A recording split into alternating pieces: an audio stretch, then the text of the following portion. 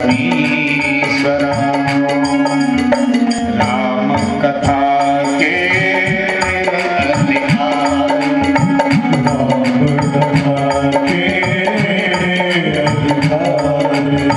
जिनके सत्संगत अति प्यारी, जिनके सत्संगत अति प्यारी।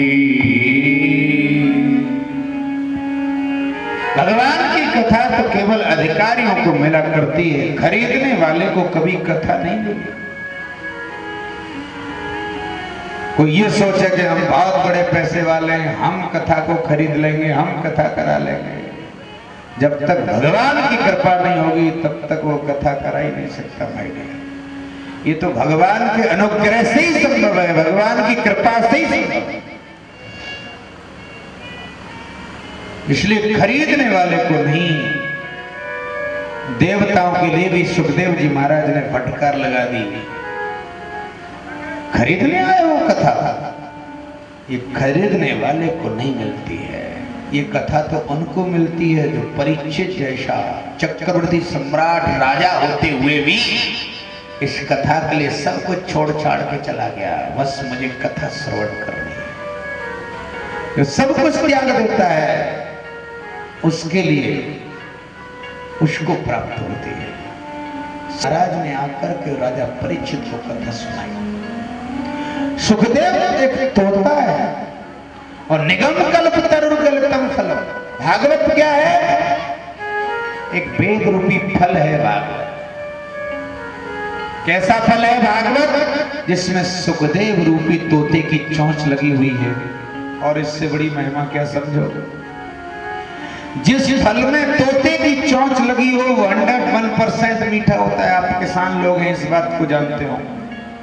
जिस फल में तोते की चोंच लगी हो वो फल 101% मीठा होता है। या तो ये कह लिया जाए कि तोता उसी फल पे चोंच मारता है जो मीठा हो, या ये कह लो कि तोते की चोंच लगते ही वो मीठा हो गया है। इसलिए श्रीमद् भागवत रूपी फल में सुखदेव रूपी तोते की चोंच लगी है। ये ऐसा मीठा फल है, इसको जो भी पान करेगा उसका उद्धार निश्चित है। और इसकी क्या महिमा बताऊं? निगम कल्प तरुर्गलितम फलम। कैसा फल है ये? गलितम फलम, यानी इसमें कोई गुठली छिलका नहीं है। ज्यादातर फल में वेस्टेज ज्यादा होती है, माल कम होता है। पहले फल को तौल लो, फिर उसके गुठली छिलका हटा दो, तब तौलो तो कुछ नहीं निकलेगा। लेकिन ये भागवत रूपी फल कैसा फल है? न इसमें कोई गुठली है न छिलका है, ये माल ही माल है। ऐसा फल है भागवत। जिधर से खाओ उधर से उद्धार ही उद्धार हो। ये भागवत रूपी फल ऐसा है। शुरू से सुन लो 7 दिन तक, या कभी घर बैठ करके तुम किसी भी स्कंद में कथा सुनने लग जाओ, किसी भी स्कंद में पढ़ने लग जाओ, जहां से पढ़ो जहां से खाओ, ऐसा फल है वो उद्धार ही करेगा। आप एक श्लोक भी पढ़ो उस भागवत का कहीं से भी, तो भी उसका भी उद्धार है। ये मानवा पाप कर्तस्य सर्वदा सदा दुराचारिता विमार्गदा क्रोधाग्निदग्धा कुटिलास्य कामिना सप्ताह यज्ञेन कलौ पुनन्ति ते। ये मानवा पाप कृतस्य सर्वदा सदा दुराचारिता विमार्गदा। जो मनुष्य निरंतर पाप करने वाला हो वो भी इस कथा को कराता है, सुनता है, उसका भी उद्धार निश्चित है। ये मानवा पाप कृतस्य सर्वदा सदा दुराचारिता विमार्गदा। जो व्यक्ति सदा दुराचारी है वो भी इस कथा को कराता है, सुनता है, उसका भी उद्धार निश्चित है। क्रोधाग्निदग्धा, सर्प की तरह अकारण क्रोध करने वाला क्यों ना हो। कुटिलास्य कामिना, जिसके अंतःकरण छल कपट से ही क्यों नहीं भरा हो। सप्ताह यज्ञेन कलौ पुनन्ति, ऐसा भी व्यक्ति क्यों ना हो, अगर वो भी श्रीमद् भागवत कथा रूपी कथा को श्रवण करता है या इस कथा को कराता है, उसका उद्धार निश्चित है। और ये कह करके ही नहीं डाल दिया गया, केवल बोल के ही कह दिया हो, कह के नहीं डाला, प्रमाण के लिए ये यही कथा में धुंधकारी दुराचारी पापी वैश्यागामी की कथा को सिद्ध किया गया। धुंधकारी दुराचारी वैश्यागामी था, लेकिन अपने ऐसे पाप कर्म के कारण प्रेत योनि को प्राप्त हुआ और प्रेत योनि से मुक्त होने के लिए धुंधकारी को कथा श्रवण कराई गई और प्रेत योनि से मुक्त हो गया। ये भागवत कथा मरे हुए लोगों को भी जिंदा कर देती है, मरे हुए लोगों को भी उद्धार करा देती है। जब मरे लोगों का उद्धार भी भागवत करा देती है, तो फिर क्या ये जिंदे लोगों का उद्धार नहीं कराएगी भागवत कथा? विचार देखिए, आपने कभी कहीं सुना है कि जिसके प्रेत उठ गए हों या प्रेतों को प्रसन्न करने के लिए, जिनके पितरों को प्रसन्न करने के लिए, या जिसके घर में कोई खत्म हो गया हो उनकी आत्म शांति के लिए कहीं शिव पुराण कथा कराई हो या राम कथा कराई गई हो या गीता की कथा कराई गई हो, कहीं सुना है? जिनके पितर अगर रूठ जाएं या जिनके पूर्वज शरीर छोड़ के चले गए, उनकी आत्म शांति के लिए, पितरों की शांति के लिए केवल एक भागवत कथा ही है। इसके लिए भागवत कथा ही कराई जाती है, क्योंकि मरे हुए लोगों का उद्धार केवल भागवत ही कर सकती है। और किसी कथा को कहते हुए सुनते हुए नहीं सुना होगा कि उस पितृ की शांति के लिए वो कथा कराई गई थी, कि उनके पूर्वजों के लिए वो कथा कराई गई थी। कभी कोई कथा कराई नहीं जाती। पितरों की शांति के लिए केवल भागवत कथा को सिद्ध किया गया है। जो वास्तव में सपूत पुत्र होता है, उनके माता पिता का शरीर छूट जाए तो अपनी माता पिता की आत्म शांति के लिए भी भागवत कथा कराया करते हैं खुद सपूत लोग। लेकिन राम कथा कोई नहीं कराता या शिव पुराण कोई नहीं कराता। पुत्र शांति के लिए, माता पिता की आत्मा शांति के लिए या पितृ शांति के लिए केवल भागवत कथा ही संभव है, उसी से उद्धार होगा। इसलिए यहाँ पर धुंधकारी दुराचारी पापी वैश्यागामी पाप करने के कारण प्रेत योनि को प्राप्त हुआ और प्रेत योनि से मुक्त होने के लिए श्रीमद् भागवत कथा कराई गई और उस भागवत कथा से प्रेत योनि से मुक्त हो गया। ये मानवा पाप कृतस्य सर्वदा सदा दुराचारिता विमार्गगा क्रोधाग्निदग्धा कुटिलास्य कामिनो सप्ताहयज्ञेन कलौ पुनन्ति ते सप्ताहयज्ञेन कलौ पुनन्ति ते। ये ऐसी श्रीमद् भागवत कथा है जहाँ भक्ति ज्ञान वैराग्य का भी उद्धार कराया गया। ज्ञान और वैराग्य मूर्छा में पड़ गए, उस मूर्छावस्था से जागृत अवस्था में लाने के लिए भी श्रीमद् भागवत कथा ही सप्ताह वाचनम कुरु, श्रीमद् भागवत की कथा कराई गई थी। भक्ति महारानी, जिसके दो पुत्र थे ज्ञान और वैराग्य, भक्ति की कथा आपने श्रवण की।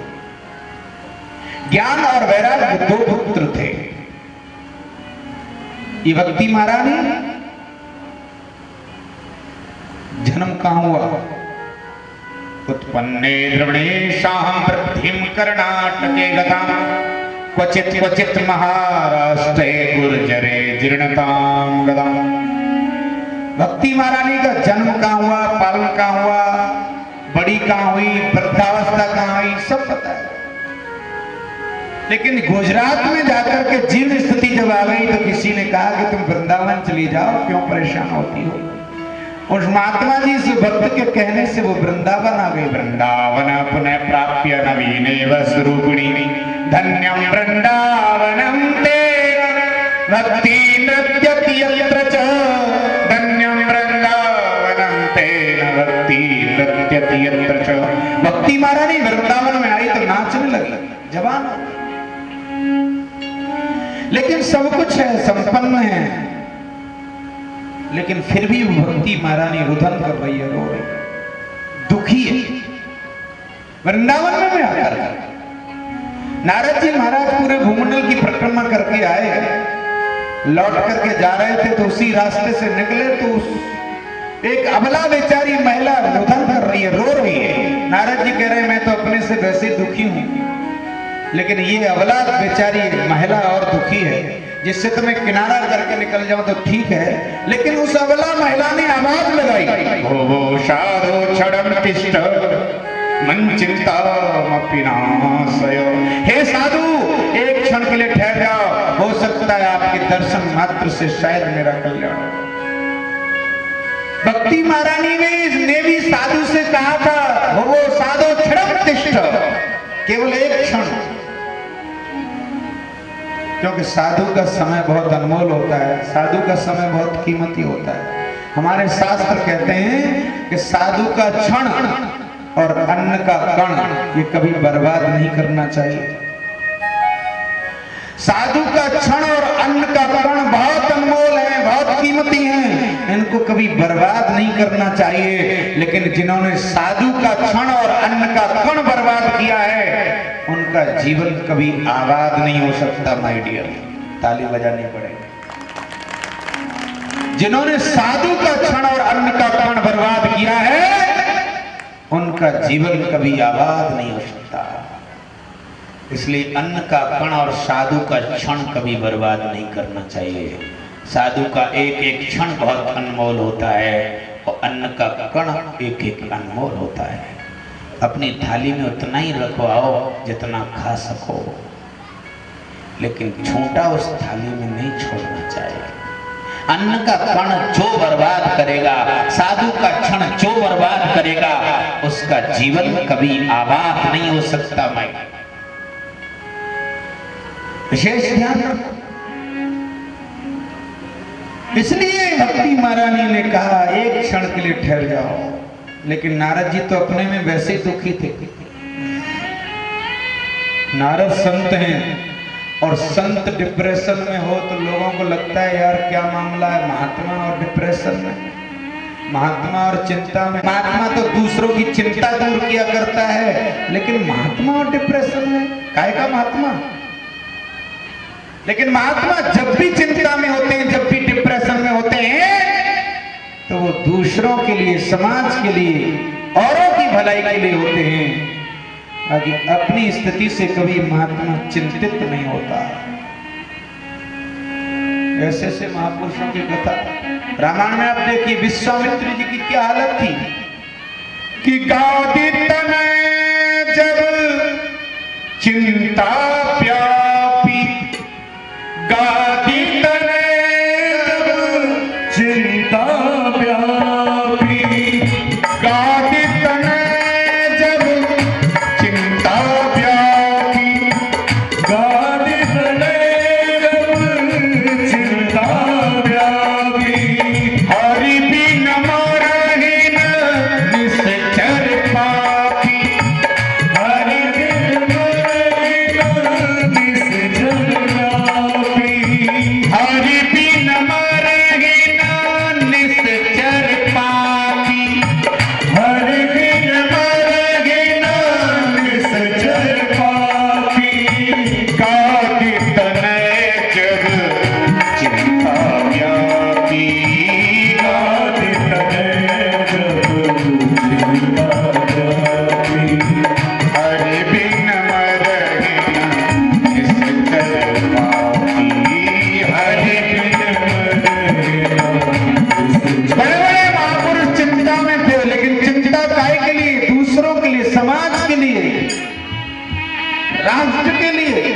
जब भी कोई महात्मा डिप्रेशन में हुआ है, चिंता में हुआ है, तो समाज के लिए, राष्ट्र के लिए, देश के लिए, दूसरों की चिंता से, दूसरों की स्थिति को देख करके चिंता कर हुआ है। साधु कभी अपनी चिंता से ग्रसित नहीं होता। हाँ? साधु को चिंता लगती है तो दूसरों की लगती है। हाँ? हमारे देवदत्त जी महाराज कांकरिया धाम के कितने विरक्त संत हैं। कोई कुछ कह जाए, कोई कुछ कर जाए, कोई टेंशन नहीं, लेकिन इतने विरक्त होते हुए भी चिंता थी इनको कहे कि गायों की सेवा हो जाए महाराज, यानी दूसरों के लिए चिंता। गाय बड़ी दुखी है महाराज, गायों के लिए कोई व्यवस्था नहीं है महाराज। और जब वहां पहली बार कथा हुई तो गायों की उन्नति अपने आप बढ़ गई। कथा ही तो गायों के प्रति मोड़ती है। यहाँ भी पहले कथा हुई तो गायों की तरफ लोग मुड़ गए, और गौशाला की स्थिति देखिए आज आगे से आगे बढ़ती जा रही है। चिंता है, लेकिन अपनी चिंता नहीं, दूसरों के लिए चिंता। गादी तनय जब चिंता व्यापी, गादी तनय जब चिंता